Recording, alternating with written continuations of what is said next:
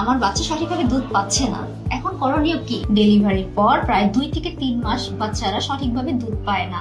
বাচ্চারা তখন পুষ্টিহীনতায় ভুগে, দেখা দেয় ডায়রিয়া, নিউমোনিয়ার মতো বিভিন্ন রোগ।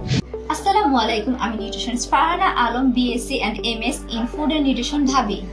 আমি প্রতিদিন দেখি বাচ্চাদের মায়েরা এসে বলে আমার বাচ্চা সঠিকভাবে দুধ পাচ্ছে না, এখন করণীয় কি? এটা বাংলাদেশের প্রায় 70% মায়েদের মধ্যে কমন সমস্যা।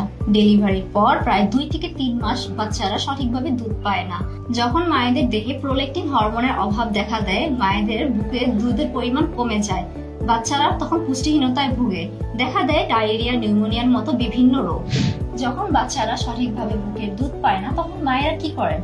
মায়েরা বাজার থেকে বিভিন্ন প্যাকেটজাত দুধ কিনে থাকেন, কিন্তু এগুলো কি কখনো মায়ের বুকের দুধের বিকল্প হতে পারে? কারণ মায়ের দুধে রয়েছে অ্যান্টিবডি, লাইভ সেল, এনজাইম, যা বাচ্চার ইমিউনিটি সিস্টেম মজবুত করে এবং ব্রেইন ডেভেলপমেন্টে সাহায্য করে। তাহলে সমাধান কি? সুখী লাইফের ল্যাক্টোমম। এতে আছে শতাবরী। শতাবরীতে আছে ফাইটোএস্ট্রোজেন, যা প্রোল্যাকটিন হরমোন বাড়ায়। প্রোল্যাকটিন হরমোন বাড়লে বুকের দুধ বাড়ে। এটা ক্লিনিক্যালি টেস্টেড।